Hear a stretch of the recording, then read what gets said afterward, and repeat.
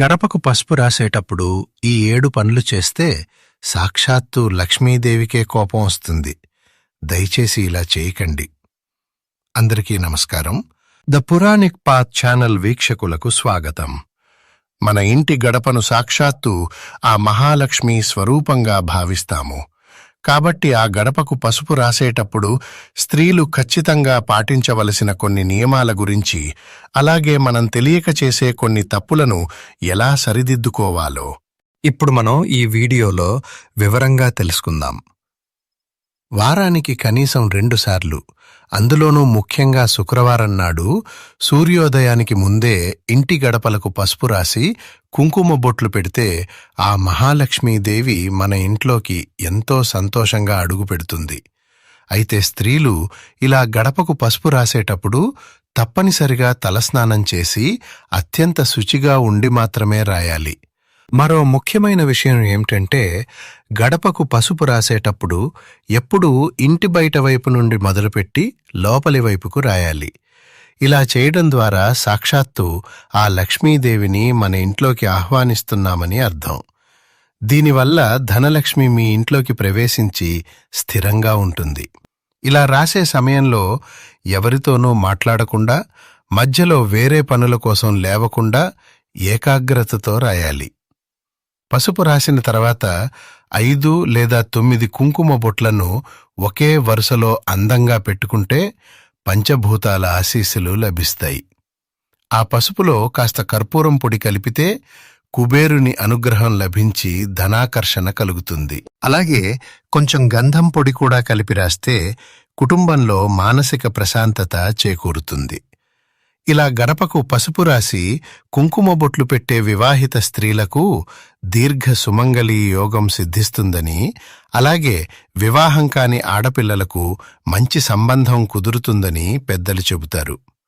గడప సాక్షాత్తు లక్ష్మీదేవితో సమానం కాబట్టి దానిని శుభ్రం చేసేటప్పుడు ముందుగా నీటిలో కొంచెం కల్లుప్పు కలిపి తుడిచి, ఆ తర్వాత కల్తీ లేని స్వచ్ఛమైన పసుపును మాత్రమే కుడిచేత్తో రాయాలి.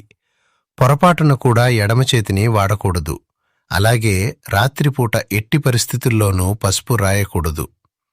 పసుపు రాసేటప్పుడు మీ మనసులో ఓం శ్రీ మహాలక్ష్మీ దేవ్యై నమః అని భక్తిగా జపించండి. పెయింట్ వేసిన గడపలకైనా సరే తప్పనిసరిగా పసుపు రాయాల్సిందే. గడప పైన కూర్చోవడం, గడపను తొక్కడం లాంటివి చేస్తే లక్ష్మీదేవిని అగౌరవపరిచినట్లే కాబట్టి అలా అస్సలు చేయకూడదు. ముఖ్యంగా నెలసరి సమయంలో గడపను తొక్కకూడదు. ఒకవేళ అలా జరిగితే స్నానం తర్వాత గడపను శుద్ధి చేసి పసుపు రాసుకోవాలి. గడప దగ్గర కూర్చొని గోళ్లు కత్తిరించటం కానీ, గడప దగ్గర నిలబడి ఎవరికైనా డబ్బులివ్వటం కానీ చేస్తే దరిద్రం పట్టుకుని ఆర్థిక నష్టాలు వస్తాయి. అలాగే గడపకు పగుళ్లు ఉంటే వెంటనే బాగు చేయించుకోవాలి, లేదంటే వాస్తు దోషం ఏర్పడుతుంది. కొత్త ఇల్లు కట్టేటప్పుడు గడప కింద నవధాన్యాలు పోసి నిర్మిస్తే ధనధాన్యాలకు ఎప్పటికీ కొరత ఉండదు. గడపకు పసుపు రాసిన తర్వాత దాని కింద బియ్యపు పిండితో ముగ్గు వేసి అగరబత్తి పొగ చూపిస్తే నెగిటివ్ ఎనర్జీ అంతా తొలగిపోయి ఇంటికి శుభం కలుగుతుంది. ఉదయం లేవగానే ఇంటి ముందుగా చీపురుతో ఊడ్చి ఆ తర్వాతే బియ్యపు పిండితో ముగ్గు వేయాలి.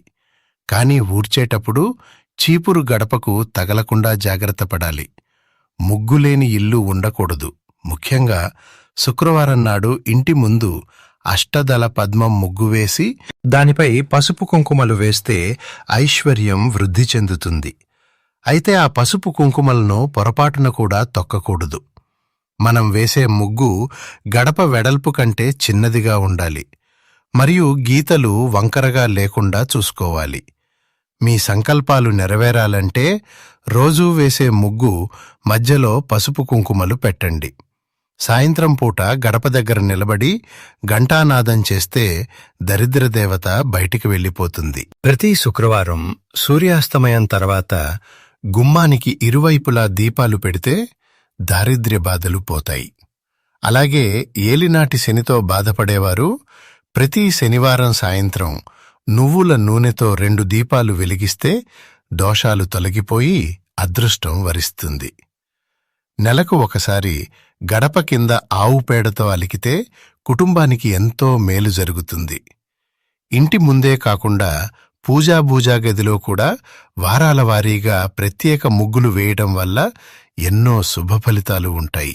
ఆదివారం నాడు కమలం ముగ్గు వేస్తే ఆరోగ్యం, సోమవారం శంఖం ముగ్గుతో మానసిక ప్రశాంతత, మంగళవారం త్రిశూలంతో శత్రుభయ నివారణ, బుధవారం విష్ణుచక్రంతో వ్యాపార లాభాలు, గురువారం ఓం గుర్తుతో గురుబలం, శుక్రవారం నక్షత్ర ఆకారంతో ఆర్థిక వృద్ధి మరియు శనివారం శంఖుచక్ర నామాలు వేస్తే ఆపదలు తొలగిపోయి ఆ శ్రీవారి అనుగ్రహం సులభంగా కలుగుతాయి. అలాగే పవిత్రమైన తులసికోట ముందు కూడా ప్రతిరోజూ ముగ్గు వేయాలి. ఆర్థిక ఇబ్బందులు తొలగి ఆకస్మిక ధనలాభం కలగాలంటే వారానికి ఒకసారి రాగి చెంబులో నీళ్లు పోసి అందులో కర్పూరం, యాలకులు వేసి గుమ్మం బయట కుడివైపున పెట్టండి.